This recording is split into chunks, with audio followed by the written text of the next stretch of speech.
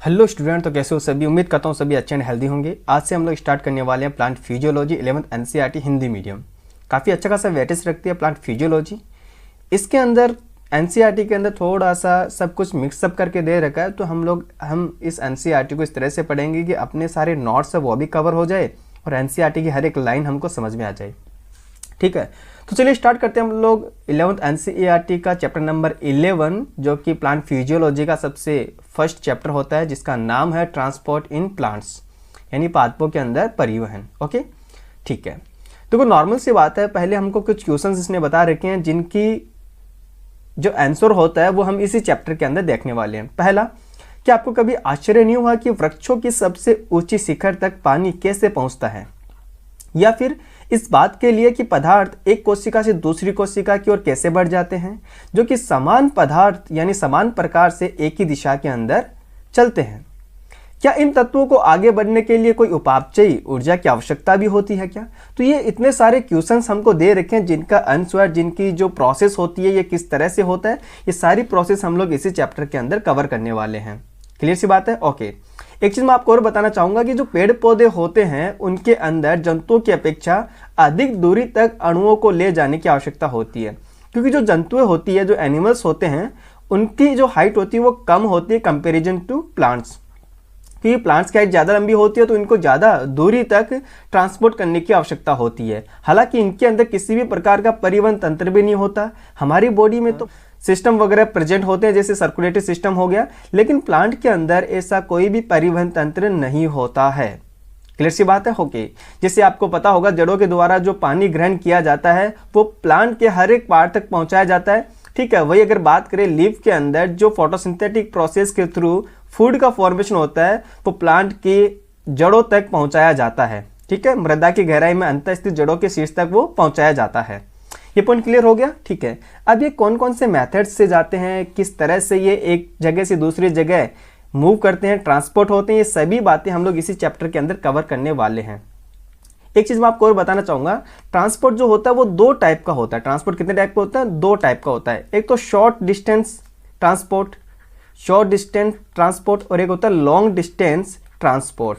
देखो बच्चों, ध्यान से समझना इस चीज को। शॉर्ट डिस्टेंस ट्रांसपोर्ट जो होता है वो कम दूरी के अंदर होता है, ठीक है, और जो लॉन्ग डिस्टेंस ट्रांसपोर्ट होता है वो अधिक दूरी के अंदर होता है। जैसे इसके अंदर जाइलम एंड फ्लोएम 2-7 उत्तक कार्य करते हैं। जाइलम से हमको पता है पानी का अवशोषण होता है, पानी और खनिजों का, जो कि पत्ती तक पहुंचता है, प्लांट के हर एक पार्ट तक पहुंचता है, लीफ तक पहुंचता है। वही अगर बात करें, फ्लोएम जो होता है वो फूड को लीफ से रूट तक लेके जाने का काम करता है, और रूट में जो स्टोरेज होता है उसको वापस से प्लांट के हर एक पार्ट तक पहुंचाने का काम करता है।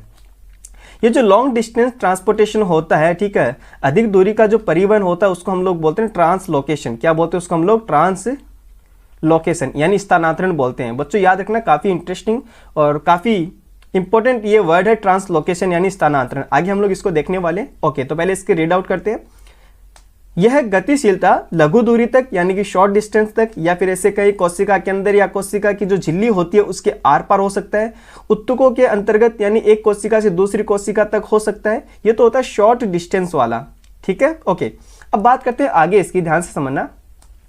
जब हम पदार्थों के परिवहन की बात करते हैं तो सबसे पहले हमें यह परिभाषित करना आवश्यक होगा कि हम किस प्रकार की गति और किन पदार्थों की कर रहे हैं।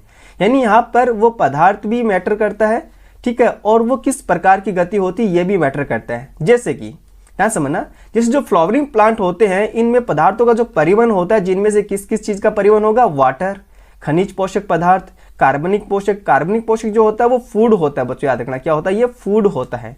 ठीक है, साथ ही साथ जो फाइटो हार्मोन होते हैं, पादप नियामक जो हार्मोन होते हैं, वो इनका परिवहन जो होता है बच्चों याद रखना प्लांट के अंदर एक जगह से दूसरी जगह तक होता है। अब कम दूरी तक जो पदार्थों की गति होती है, जिसके अंदर याद रखना प्रसरण या फिर साइटोप्लाज्मिक धारा, ये जो साइटोप्लाज्मिक धारा होता है ये सक्रिय परिवहन के द्वारा भी हो सकता है। वही अगर बात करें लंबी दूरी का जो परिवहन होता है उसके अंदर संवहन तंत्र यानी कि वेस्कुलर सिस्टम या वेस्कुलर टिश्यू यहाँ पर यूज होते हैं, जिनका नाम है जाइलम एंड फ्लोएम। बच्चों याद रखना, जाइलम जो होता है वो वाटर एंड खनिजों का परिवहन करता है, जबकि फ्लोएम जो होता है वो फूड का परिवहन करता है, भोजन का परिवहन करता है। इसे हम लोग क्या बोलते हैं, ट्रांसलोकेशन यानी कि स्थानांतरण कहते हैं, और इसको अंडरलाइन कर लेना, वेरी वेरी इंपॉर्टेंट वर्ड है ये, ठीक है। जो लॉन्ग डिस्टेंस ट्रांसपोर्टेशन होता है, लंबी दूरी का जो ट्रांसपोर्टेशन होता है उसको हम लोग क्या बोलते हैं, ट्रांसलोकेशन या फिर स्थानांतरण हम लोग कहते हैं। ये पॉइंट क्लियर हो गया, ओके। अब एक चीज और देखो, जो ट्रांसपोर्टेशन होता है वो दो टाइप का हो सकता है, एक तो होता है यूनिडायरेक्शनल, एक तो क्या होता है यूनिडायरेक्शनल, और एक होता है मल्टी डायरेक्शनल।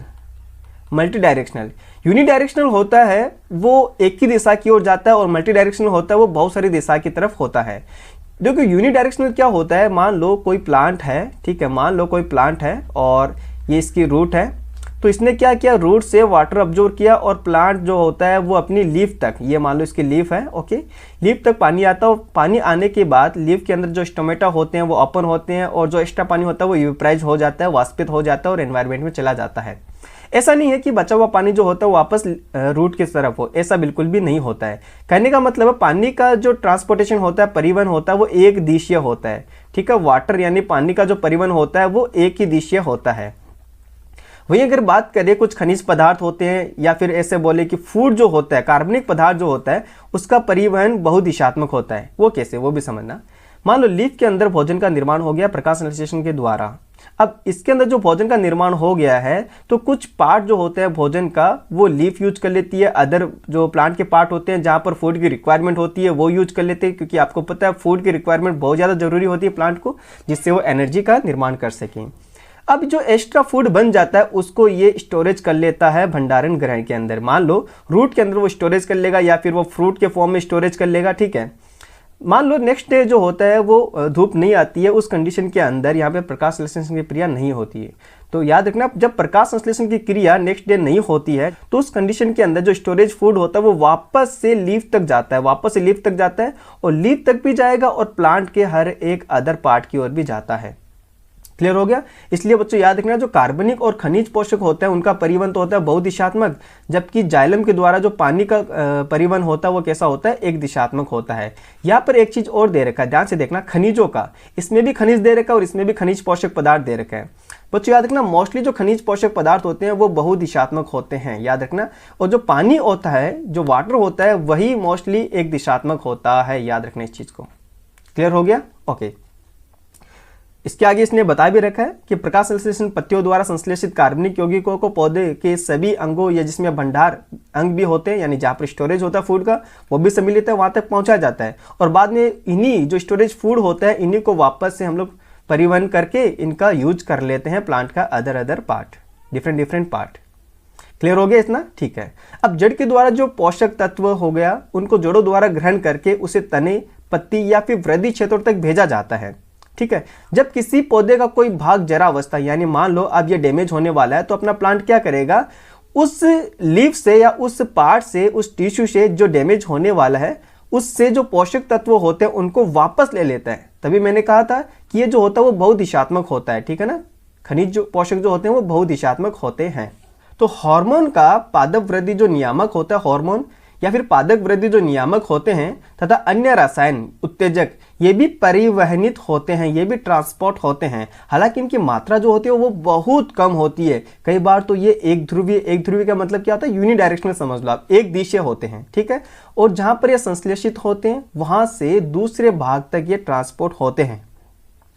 हम लोग कह सकते हैं कि एक पुष्पीय पौधे के अंदर जो यौगिकों का आवागमन होता है, ट्रांसपोर्टेशन जो होता है वो काफी कॉम्प्लेक्स होता है, जटिल होता है, लेकिन ये एक सिस्टमेटिक तरीके से होता है। बच्चों याद रखना, ये बहुत क्रमानुसार यानी कि सिस्टमेटिक तरीके से होता है। क्लियर हो गया इतना, ठीक है। प्रत्येक अंग कुछ पदार्थों को ग्रहण करता है या फिर वो कुछ पदार्थों को दूसरों को दे देता है। नेक्स्ट हम लोग बात करते हैं, जो ट्रांसपोर्टेशन हम लोग पढ़ रहे हैं उसके क्या क्या माध्यम, उसके क्या क्या मीडियम है। तो सबसे पहले हम लोग बात करेंगे डिफ्यूजन यानी कि विसरण। देखो बच्चों, डिफ्यूजन जो होता है इसको मैं पहले आप लोगों को एक ब्लैंक पेज के ऊपर एक्सप्लेन करूंगा, उसके बाद हम लोग इस चैप्टर की, इस पैराग्राफ की हम लोग रीडिंग लगाने वाले हैं, ओके। ठीक है, तो ध्यान से देखना, डिफ्यूजन हम लोग कवर करने वाले हैं यहां से, ठीक है। डिफ्यूजन यानी विसरण। देखो डिफ्यूजन जो होता है इसके जो भी जितने भी की पॉइंट है वो सारे मैं आपको बता रहा हूँ। एक तो ये स्लो प्रोसेस होती है, कैसी प्रोसेस होती है बच्चों याद रखना, पहला पॉइंट ये स्लो प्रोसेस होती है। दूसरा ये पैसिव होता है, पैसिव यानी इसके अंदर किसी भी प्रकार की एनर्जी की रिक्वायरमेंट नहीं होती है, ठीक है। विसरण जो होता है वो स्लो होता है और ये पैसिव प्रोसेस होती है, इसके अंदर किसी भी प्रकार की एनर्जी की रिक्वायरमेंट नहीं होती है। ये हाई कॉन्सेंट्रेशन से लो कॉन्सेंट्रेशन की तरफ मूव करता है। इसमें जो भी पार्टिकल्स होंगे जिनकी सांद्रता ज्यादा होगी वहां से लेकर जिनकी सांद्रता जिधर सांद्रता इनकी कम होती है वहां ये मूव करते हैं, ठीक है। तो ये विसरण जो होता है, डिफ्यूजन जो होता है बच्चों याद रखना, हाई कॉन्सेंट्रेशन से लेके लो कॉन्सेंट्रेशन की तरफ ये मूव करता है। क्लियर हो गया इतना बात? ओके, चलो इतनी बात क्लियर होगी। ओके, नेक्स्ट आगे हम लोग देखते हैं इसके अंदर, ध्यान से देखना, सारे की पॉइंट मैं यहाँ पे कवर करूंगा, उसके बाद उस पैराग्राफ को हम लोग रीड आउट करने वाले हैं। सेकंड थिंग बात करते हैं, ये देखो ये सारे की पॉइंट याद रखना, ये स्लो प्रोसेस होती है, ठीक है, स्लो होती है। ये पैसिव होता है जिसमें एनर्जी की रिक्वायरमेंट नहीं होती है। ये हायर कॉन्सेंट्रेशन से लोअर कॉन्सेंट्रेशन की तरफ होता है, याद रखना इस चीज को, ठीक है।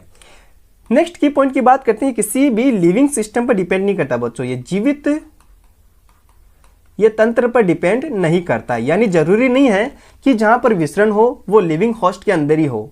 ये लिविंग होस्ट के या जीवित तंत्र के बाहर भी डिफ्यूजन हो सकता है। वो कैसे? सपोज करना ये एक कंटेनर है और इसके अंदर पानी भरा हुआ है। ये कंटेनर जिसके अंदर क्या भरा हुआ है? पानी भरा हुआ है। हमने क्या किया, इसके अंदर एक इंक की ड्रॉप डाल दी या फिर जो भी कलर की एक ड्रॉप हो वो डाल दी। कुछ समय बाद हम देखेंगे कि इसके अंदर ये डिफ्यूज हो जाता है और ये पूरे पानी के अंदर फैल जाता है। क्लियर सी बात हो गया। लेकिन यहाँ पर आप लोग देख रहे हो ये कोई लिविंग सिस्टम तो है नहीं है, जीवित तंत्र तो है नहीं है, यानी कि जो विसरण की प्रोसेस होती है वो पैसिवली होती है बच्चों, याद रखना। ये किसी भी जीवित तंत्र के ऊपर डिपेंड नहीं करती है। ऐसे हम लोग बात करते हैं, ये जो आंधियां चलती है ये हाई प्रेशर से लो प्रेशर की तरफ मूव करती है, यहाँ पर भी डिफ्यूजन देखते हैं हम लोग, ठीक है। अगर और एग्जांपल देखें तो जैसे हम लोग रूम के अंदर किसी कोने में परफ्यूम स्प्रे कर देते हैं तो उसकी जो स्मेल होती है वो पूरे रूम के अंदर फैल जाती है। ओके, तो याद रखना विसरण जो होता है वो जीवित तंत्र के ऊपर डिपेंड नहीं करता है। ये पॉइंट क्लियर हो गया? ओके, उसके बाद हम लोग बात करते हैं इसके अंदर डिफ्यूजन यानी कि जो विसरण होता है उसका ऑर्डर बात करते हैं। तो ये बच्चों याद रखना गैस के अंदर विसरण सबसे ज्यादा होता है, उसके बाद बच्चों याद रखना लिक्विड, और सबसे कम होता है सॉलिड के अंदर, ठीक है। गैसेस जो होते हैं उनके अंदर डिफ्यूजन जो होता है वो सबसे ज्यादा होता है, उसके बाद लिक्विड और सॉलिड के अंदर बहुत ही कम डिफ्यूजन हम लोगों को देखने को मिलता है। क्लियर सी बात होगी। सीधा बात करें अगर हम लोग पार्टिकल्स की बात करते हैं, अगर जो पदार्थ के अणु होते हैं वो जितने छोटे होते हैं, पदार्थ के अणु जितने छोटे होते हैं विसरण की दर उतनी फास्ट होती है। तो कुछ हम लोग इसके फैक्टर भी बात कर लेते हैं। फैक्टर, तो सबसे पहला फैक्टर होता है देखो रेट ऑफ डिफ्यूजन।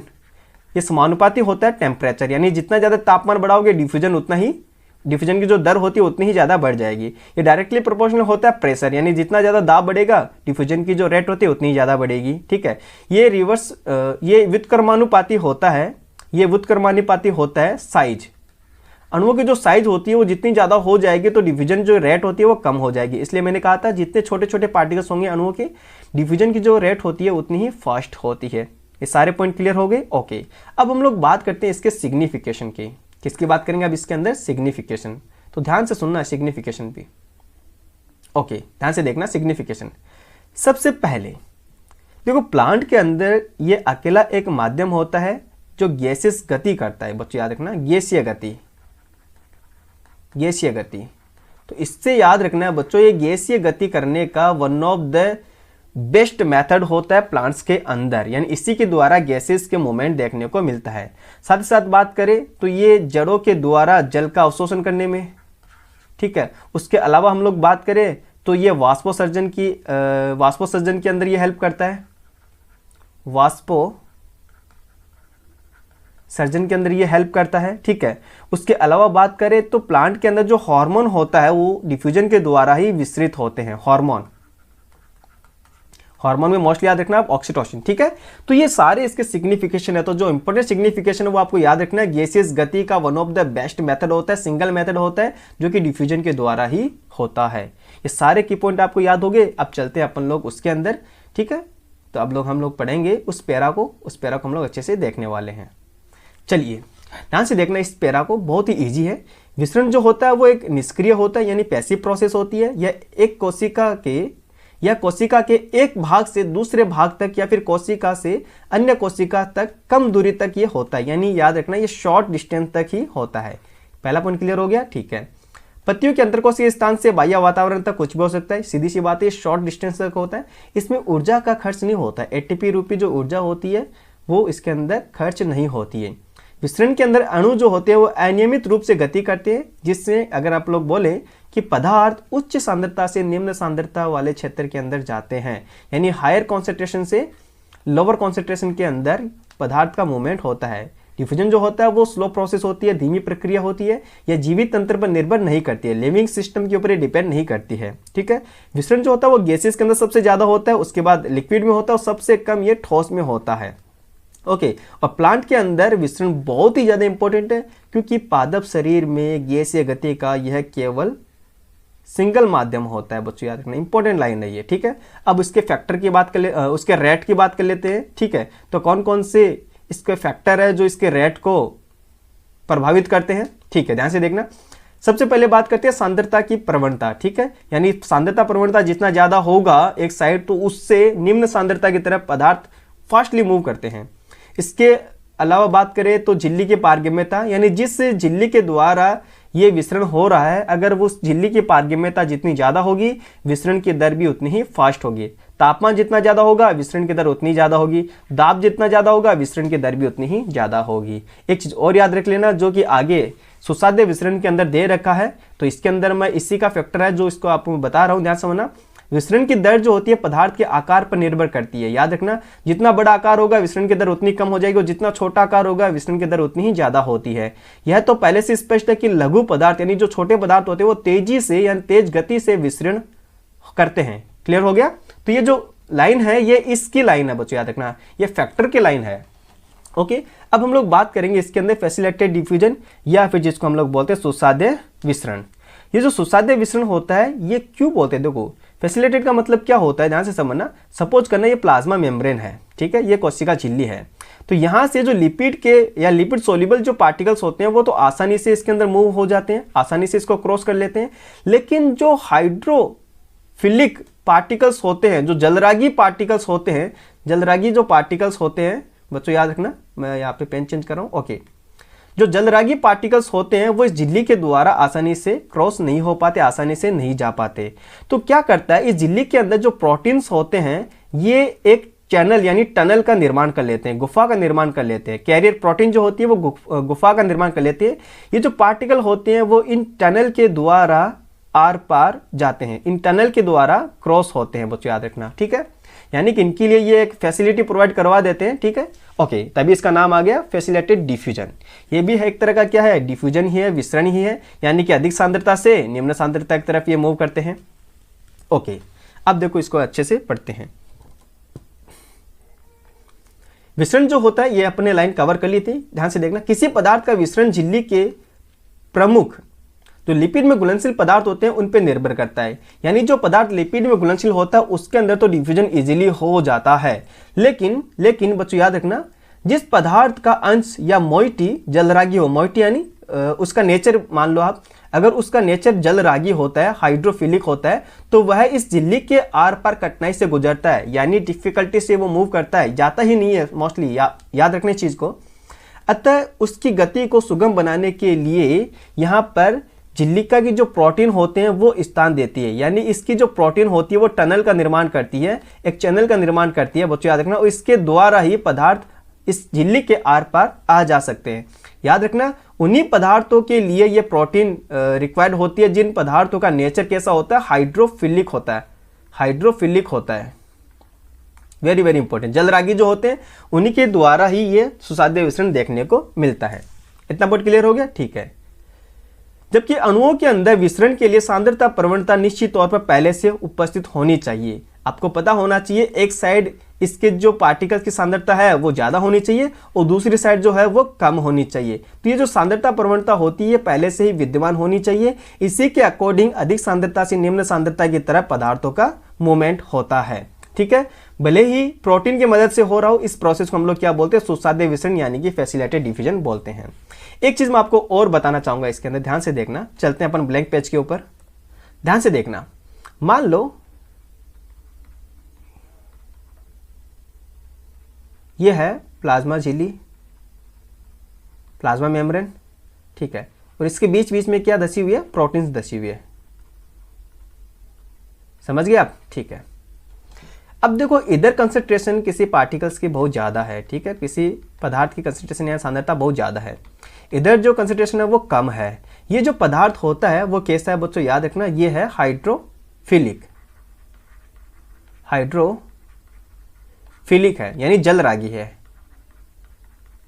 तो ये जो जलरागी पदार्थ होते हैं ये इस लिपिड मेम्ब्रेन को क्रॉस नहीं कर पाते, ठीक है, क्योंकि ये मेम्ब्रेन किसकी बनी होती है, लिपिड की। इसके अंदर ये क्या है, प्रोटीन है, प्रोटीन इसमें धसी रहती है, मोस्टली कैसी होती है, लिपिड की होती है। ओके, तो क्या होता है, अगर इन पदार्थों का आवागमन इस लिपिड लेयर से नहीं हो पाता तो इस प्लाज्मा झिल्ली के बीच बीच में प्रोटीन धसी रहती है, ठीक है। ये प्रोटीन क्या करती है, चैनल का निर्माण करती है। ये जो दिख रहा है अपन को, ये सुरंग चैनल का निर्माण करती है, और ये पार्टिकल इस चैनल के द्वारा ही अधिक सांद्रता से निम्न सांद्रता की तरफ मूव करते हैं। इसके लिए क्या क्या जरूरी है बच्चों, याद रखना, ये जो कॉन्सेंट्रेशन ग्रेडियंट है वो पहले से होना जरूरी है। एक तरफ सांद्रता अधिक होनी चाहिए, दूसरी तरफ सांद्रता कम होनी चाहिए। तो अधिक से निम्न सांद्रता की तरफ हो रहा है तो ऑब्वियस सी बात है इसमें एनर्जी की रिक्वायरमेंट, एनर्जी की आवश्यकता नहीं होती है, एनर्जी की आवश्यकता इसमें बिल्कुल भी नहीं होती है सुसाध्य विसरण के अंदर, ठीक है। ये भी हायर कॉन्सेंट्रेशन से लोअर कॉन्सेंट्रेशन के साइड होता है बच्चों, याद रखना, ठीक है। अब मान लो सुसाध्य विसरण ही है और हमें क्या करना है, सपोज करना, देखो इंपॉर्टेंट है, हमें क्या करना है, निम्न सांद्रता से अधिक सांद्रता की तरफ इसको भेजना है। तो अगर निम्न सांद्रता से अधिक सांद्रता की तरफ जिस पदार्थ की गति होती है उस दौरान यहां पर बच्चों याद रखना एटीपी की आवश्यकता होगी। यानी सुसाध्य विसरण हो, सुसाध्य विसरण हो, उसमें भी एटीपी खर्च हो सकती है, बस शर्तें क्या है, ये लोअर कॉन्सेंट्रेशन से हायर कॉन्सेंट्रेशन की तरफ ये मूव करना चाहिए। बच्चों याद रखना, अगर ये निम्न सांद्रता से उच्च सांद्रता की तरफ जाता है, यहां पर एटीपी कंज्यूम होती है, लेकिन हायर कॉन्सेंट्रेशन से लोअर कॉन्सेंट्रेशन की तरफ जाता है तो उस दौरान किसी भी प्रकार की एटीपी खर्च नहीं होती है। पॉइंट क्लियर हो गया इतना, ठीक है। अब एक चीज मैं आपको और बताना चाहूंगा बच्चों, याद रखना, देखो इसके अंदर प्रोटीन की आवश्यकता हो रही है, और प्रोटीन जो होते हैं वो इनहिबिटर के प्रति काफी ज्यादा संवेदनशील होते हैं। अगर आप इसके अंदर इनहिबिटर डाल दोगे तो ये संदिमित हो जाएगी या प्रोसेस रुक जाती है बच्चों, याद रखना। इसीलिए बच्चों इसके अंदर एक लाइन दे रखा है अपन को कि ये निरोधक के प्रति संवेदनशील होती है, यानी इनहिबिटर के प्रति ये संवेदनशील होती है। इसके साथ साथ मैं आपको बताता हूं, एक झिल्ली के अंदर, एक मेम्ब्रेन के अंदर जितनी भी ये चैनल प्रोटीन होती है, अगर वो एक साथ वर्क करे उसको हम लोग बोलते हैं सैचुरेशन, उसको हम लोग क्या बोलते हैं, सैचुरेशन, बच्चों याद रखना, ठीक है। ओके, वैसे हम मैं बात करता हूं इसके अंदर एक प्लाज्मा मेम्ब्रेन के अंदर जो वाटर के मॉलिक्यूल को, पानी को अंदर या फिर बाहर लेके जाने का काम करता है, उसको हम लोग क्या बोलते हैं, एक्वापोरिन बोलते हैं।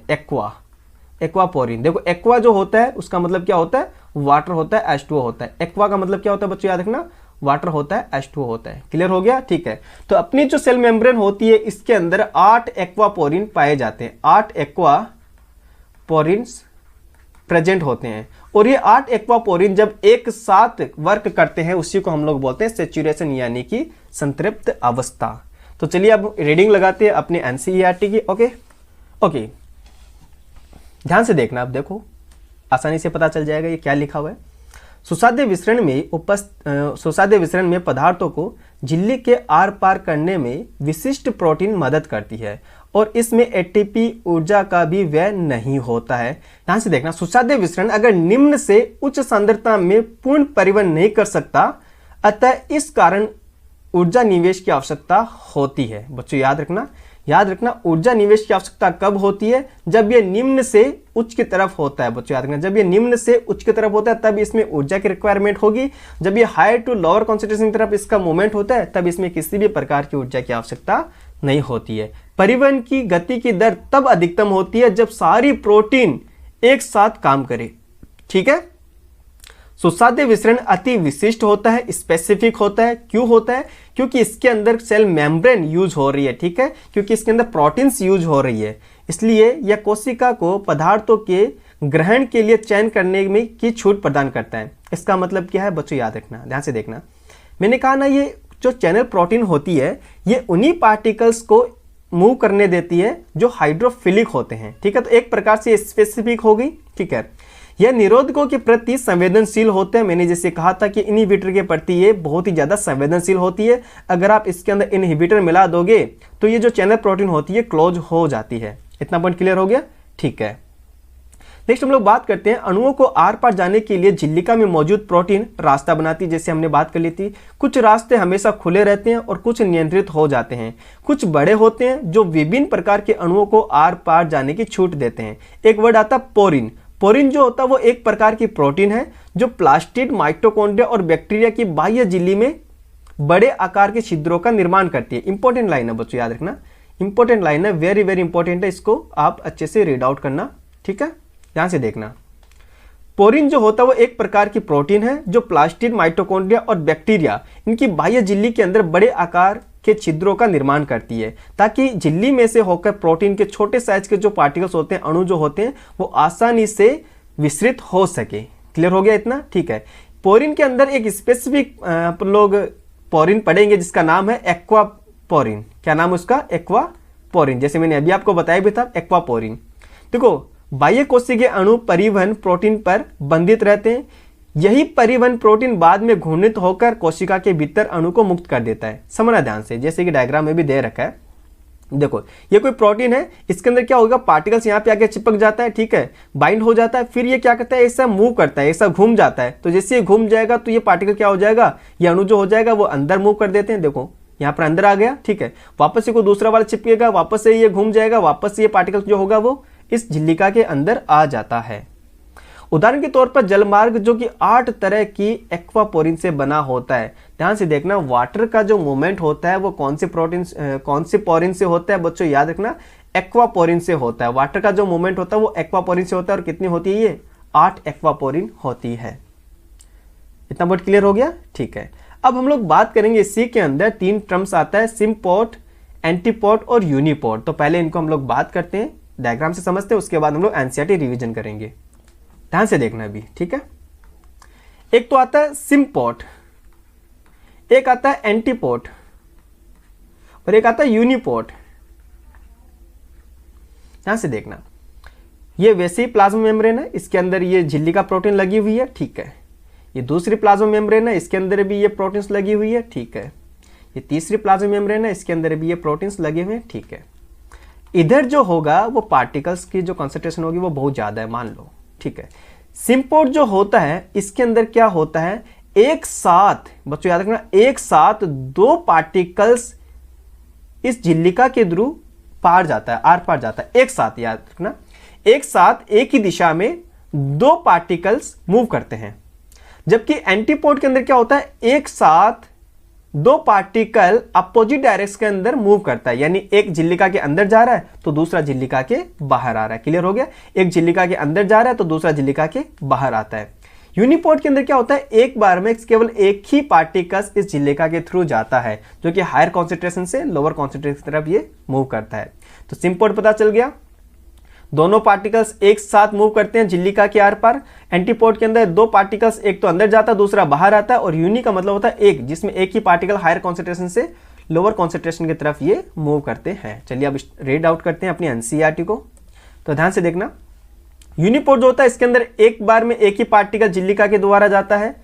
एंटीपोर्ट के अंदर अपोजिट जाते हैं, 2 पार्टिकल एक साथ, एक तो इधर जाएगा और दूसरा इधर आएगा। सिम्पोर्ट जो होता है उसके अंदर 2 पार्टिकल एक साथ एक ही डायरेक्शन के अंदर मूव करते हैं। क्लियर हो गया इतना? तो आप इसके रीड आउट कर लो। चलो रीड आउट करते हैं इसको। कुछ वाहक या परिवहन प्रोटीन विसरण की अनुमति तभी देते हैं जब 2 तरह के अणु एक साथ चलते हैं, उसको सिम्पोर्ट बोलते हैं।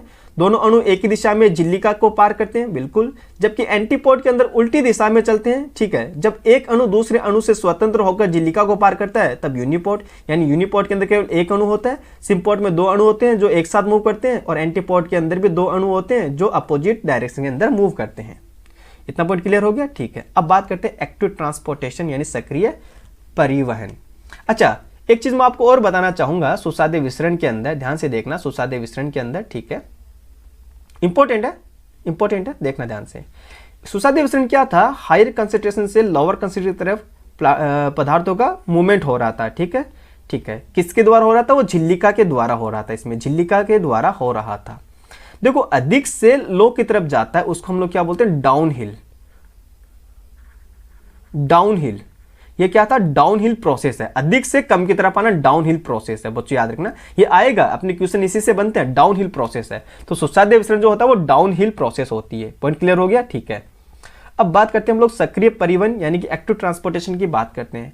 इसके अंदर क्या होता है, लोअर कॉन्सेंट्रेशन से हायर कॉन्सेंट्रेशन की तरफ पदार्थों का मूवमेंट देखने को मिलता है, जिसके अंदर एटीपी खर्च होती है, जिसके अंदर एटीपी का कंज्यूम होता है, एटीपी इसके अंदर बहुत सारी कंज्यूम होती है। साथ ही साथ बच्चों याद रखना, ये भी झिल्ली का प्रोटीन के द्वारा होती है, ये भी किसके द्वारा होती है, झिल्ली का प्रोटीन के द्वारा होती है। तो इसके अंदर भी हमको याद रखना है कि ये भी सेचुरेशन हमको शो करती है, और साथ ही साथ ये भी जो इनहिबिटर्स होते हैं उनके प्रति संवेदनशील होती हैं। ठीक है, जब एक साथ सारे प्रोटीन काम करती है तो ये संतृप्तता की अवस्था में रहती है। ये सारे पॉइंट इसमें देखते हैं।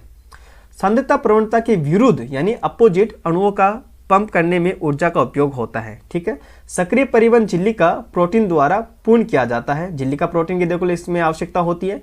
अतः झिल्लिका के विभिन्न प्रोटीन सक्रिय तथा निष्क्रिय दोनों परिवहन में मुख्य भूमिका निभाते हैं। सक्रिय में तब निभाती है जब ये लोअर से हाई जाता है, और निष्क्रिय में तब निभाती है जब ये हाई से लोअर की तरफ पदार्थों का मूवमेंट होता है। पंप एक तरह का प्रोटीन है जो पदार्थों को झिल्लिका के पार कराने में ऊर्जा का प्रयोग करती है। सीधा सीधा बच्चों याद रखना, इसके अंदर पदार्थों का कम सांद्रता से अधिक सांद्रता की तरफ जो परिवहन होता है उसको हम लोग क्या बोलते हैं, सक्रिय परिवहन बोलते हैं। और परिवहन की गति अधिकतम तब होती है जब परिवहन करने वाले सभी प्रोटीन का प्रयोग हो रहा हो। मैंने कहा ना, इसके अंदर जितने भी प्रोटीन्स होते हैं अगर उनका एक साथ यूटिलाइज होता है, एक साथ वो वर्क करती है, उसी को हम लोग क्या बोलते हैं, सेचुरेशन स्टेट, वो संतृप्तता की अवस्था में होती हो। ठीक है, या वह संतृप्त ही क्यों ना हो। एंजाइम की भांति वाहक प्रोटीन झिल्लिका के पार कराने वाले पदार्थों के प्रति बहुत अधिक विशिष्ट होती है। यानी बात करें कि ये प्रोटीन जो होती है वो निरोधक के प्रति बहुत ज़्यादा संवेदनशील होती है, इनहिबिटरी के प्रति क्या होती है, ये संवेदनशील होती है। पॉइंट याद रखना। तो देखो ये देखो लोअर से हायर की तरफ ये मूव करती है, इसको हम लोग क्या बोलते हैं बच्चों, याद रखना, अप हिल क्या बोलते हैं, अप हिल प्रोसेस हम इसको बोलते हैं। याद रखना इस चीज को, कम से अधिक की तरफ जा रहा है, कम से अधिक की तरफ, तो ये अप हिल, और जो अधिक से लोअर की तरफ जाता है उसको हम लोग क्या बोलते हैं, डाउन हिल बोलते हैं। दोनों पॉइंट क्लियर हो गए, ठीक है। अब बात करते हैं, तुलना करते हैं इसके अंदर। ध्यान से समझना, ये टेबल वेरी वेरी इंपॉर्टेंट है, स्टामा कर रहा हूं मैं। विशिष्ट झिल्लिका प्रोटीन की आवश्यकता आपको पता है डिफ्यूजन के अंदर तो बिल्कुल भी नहीं होगा, लेकिन इन दोनों के अंदर होता है। सुसाध्य परिवहन में भी होता है और सक्रिय परिवहन में भी आवश्यक होते हैं। उच्च वर्णात्मक यानी कि स्पेसिफिक कैसे होती है, जहां पर झिल्लिका की आवश्यकता होती है वो विशिष्ट होती है, सीधी सी बात है। तो यहां पर तो झिल्लिका की आवश्यकता होती नहीं है, क्योंकि ये तो लिविंग पे भी डिपेंड नहीं करता और नॉन लिविंग में भी ये तो इजीली हो सकता है। तो यहां पर तो इतना ज्यादा कंपेरिजन नहीं कर सकते, लेकिन हाँ सुसाध्य परिवहन जो होता है वहां पर 100% मेम्ब्रेन की आवश्यकता होती है, और सक्रिय परिवहन में भी 100% मेम्ब्रेन की आवश्यकता होती है। तो जहां पर झिल्लिका के द्वारा परिवहन होता है उसके अंदर एक विशिष्टता हम लोगों को देखने को मिलती है। परिवहन संतृप्त कब होता है, जब आपको पता है उस झिल्लिका के अंदर जितनी भी प्रोटीन होते हैं वो सभी एक साथ काम करें। तो इसमें तो नहीं होगा, लेकिन इनके अंदर तो प्रोटीन के कारण ही ट्रांसपोर्टेशन हो रहा है। अप हिल मतलब कि लोअर से हाई की तरफ जाना। तो लोअर से हाई की तरफ किस में जाता है, एक्टिव ट्रांसपोर्टेशन के अंदर जाता है। एटीपी की आवश्यकता इसमें बिल्कुल नहीं होती, इसमें नहीं होती। अच्छा याद रखना, सुसाध्य परिवहन में कब नहीं होती, जब ये हाई से लोअर की तरफ जाते हैं, लेकिन जब ये लोअर से हाई की तरफ जाएंगे तब इसमें होती है। और सक्रिय परिवहन जो होता है आपको पता है इसके अंदर ऑलवेज लोअर टू हाई की तरफ ये जाते हैं। एक और याद रख लेना, इसके अंदर डाउन हिल, ये जो डाउन हिल होता है वो किस में होता है बच्चों, याद रखना सुसाध्य परिवहन के अंदर होता है। याद रखना सुसाध्य परिवहन के अंदर डाउन हिल प्रोसेस होती है। तो ये सारी मुझे लगता है आपको डिफ्यूजन पता चल गया, ठीक है, फैसिलिटेटेड डिफ्यूजन पता चल गया, और साथ ही साथ आप लोगों को पता चल गया एक्टिव ट्रांसपोर्टेशन होता क्या है। क्लियर हो गया इतना, ठीक है। तो इसमें वो सारे पॉइंट दे रखे हैं। देखो इस प्रकार का उच्च वर्णात्मक होने से सामान्य लक्षण जैसे संतृप्त होना, निरोधकों के प्रति अनुक्रिया, हार्मोन के प्रति नियंत्रण, हार्मोन जैसे डालेंगे उससे कंट्रोल हो जाएंगे। लेकिन विसरण जो होता है चाहे वो सुसाध्य हो या नहीं, प्रवणता के अनुसार होता है, और इसमें ऊर्जा का उपयोग बिल्कुल भी नहीं होता। पॉइंट क्लियर हो गया इतना, ठीक है।